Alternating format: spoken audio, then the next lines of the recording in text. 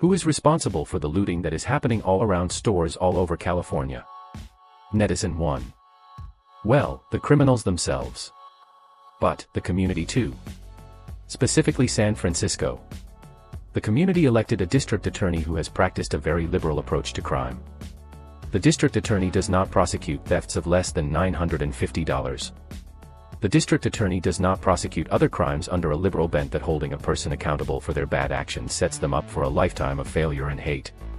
The district attorney and the liberals who have never been a victim of a crime and have never known the victim of a crime and who only pay the very indirect costs of the crimes have created a culture in CA where the rights of the people to live reasonably crime-free are less important than those of the predators who will take things from others. Society is responsible. I understand there are issues with our justice system and how people treat criminals after the fact. However, what I know is that nearly 97%, a stat I am making up, because there aren't any real studies to support it either way, are completely voluntary acts on the behalf of the actor. It's the actor's choice to commit the crime. Thus, it's the actor's responsibility to deal with the consequences. No one is more or less prone to commit a crime for any reason that isn't related to their own sense of entitlement or justice. There are gazillions of people of all races, colors, genders, socioeconomic classes, educational backgrounds, upbringings, and such who have never and will never commit a crime. Committing a crime is a choice. Choices have consequences. If one chooses to hit oneself in the head with a hammer, the consequence is pain. Why are the liberals not holding people accountable for the damage they are doing to others? The looting in CA is society's fault. Or maybe the corporation who owns the stores because they are greedy and want to sell things to make a profit and to earn money for their stakeholders. Maybe it's them. They can close today and they will never feel the loss.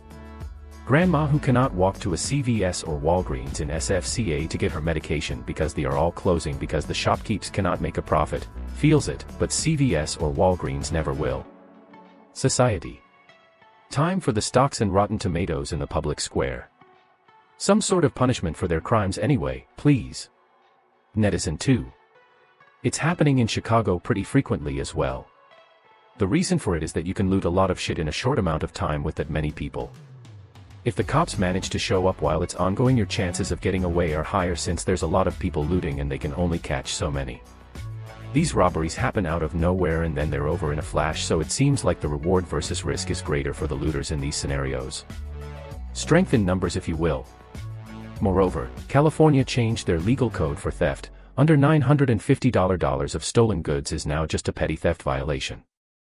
Police are not arresting people for such things and so crime has increased. See what's been happening at CVS stores in San Francisco. The mass mob looting is just an extension of this problem. Netizen 3. I'm not a cop or lawyer, though I have both in the family, but there are differences among robbery, burglary, and theft. Most of what you see on YouTube videos is not actually robbery, which has a specific definition. If you walk into a Walgreens, fill a bag with cosmetics, and walk out, that's theft.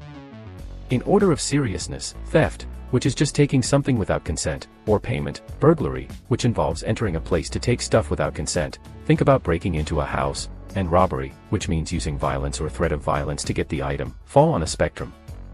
A few years back, the voters of California, reacting to prison stuffed to the gills with drug and other petty offenders, a lot of which was the consequence of our 3 strikes laws that themselves resulted from really horrific levels of crime and the kidnapping and murder of a young girl named Polly Klaas by a guy who had a rap sheet as long as my left arm, raised the limit on what constituted a felony offense to $950. That is, if you steal anything worth less than that, and mind you, by theft, not robbery or burglary, which can bring their own enhancements, the offense at most was a misdemeanor. We all heard stories of some guy who had 2 prior serious offenses who ended with a life sentence for stealing a slice of pizza. Prop 47 was meant to undo. Also, as others noted, crime starting in the mid-1990s began to decline, and then plunge. The city of San Francisco, and the country generally, are far safer than they were in, say, 1990. There is much less murder, much less total crime. People who were either not yet born or were very young in the year 1995 really have no idea what things were like. My sister for a while worked in a restaurant in the so-called Tenderloin in the 1990s while in school, and it was common then for people to run in, grab the tip jar on the counter, and run out. They never called the police because, well, what, really, was the point? Since crime was so low, putting someone away for such a petty offense for so many years seemed cruel and pointless, not to say costly. Many criminologists also wondered if lock-em-up tactics actually result in safer communities. Fast forward to current times. Petty criminals, shoplifters, people who break into tourists' cars and steal bags, guys who smash windows, all know that the likelihood of apprehension in SF is pretty low, and with our past DA, George Gascon, and current DA, Chesa Boudin, who are reform-minded enforcers of the law, the likelihood of actual prison time is even lower. Data as of now are far from conclusive. Boudin's election, in 2019, coincided with the arrival of COVID, and subsequent lockdowns that kept tourists away and people in their homes. Many businesses were shuttered. Unsurprisingly, crimes that involved stealing from businesses, robbery, went down. Other types of crime, like breaking into homes, burglary, are up. Overall, crime rates have remained relatively stable from 2018 to 2020. 2021 data are not available. Murders, on the other hand, are up. And way up. And now that businesses are reopened, we have started to see these videos of theft.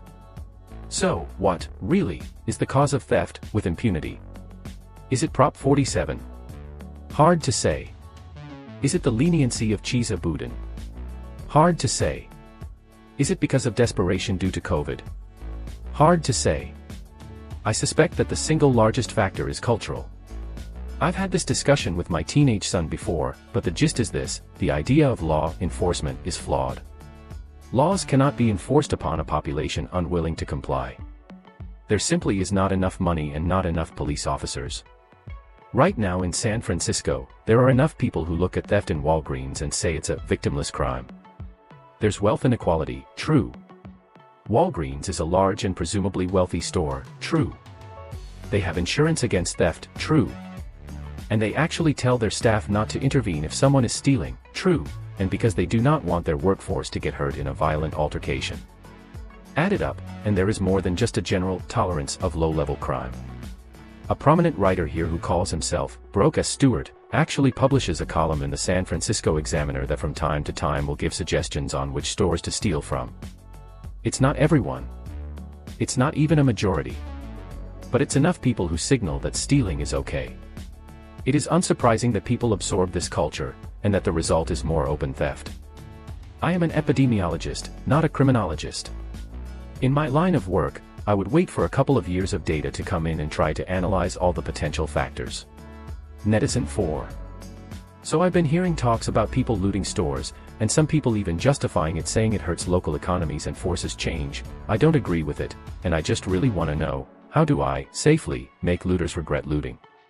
Looters are a mob, and convincing someone of something requires an appeal to the mind. A mob, however, has no mind.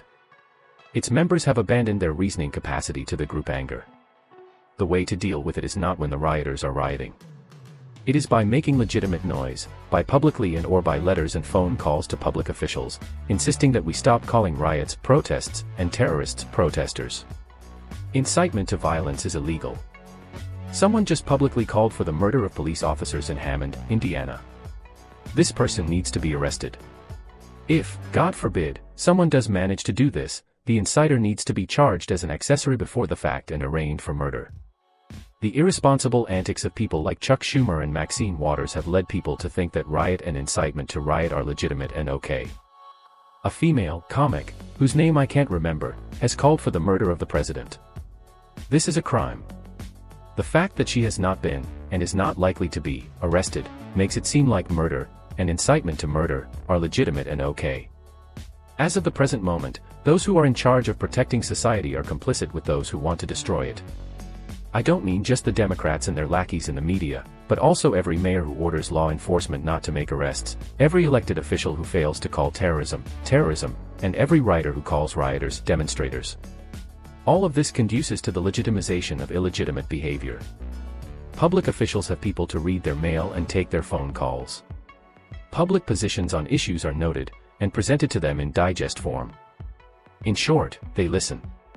Interesting side story: when I was in politics in New York, I was often in Sanjavitz's office, speaking with his executive assistant at the time. He told me a story about how one letter, changed the senator's vote on an issue. You see, communications with public officials are weighted. This person, according to the scale, represented 50,000 votes. So, never hesitate to call and write public officials. Cultivate relationships with their executive and legislative assistants. Fight for the enforcement of our laws and the preservation of our society. If we do this, we'll win.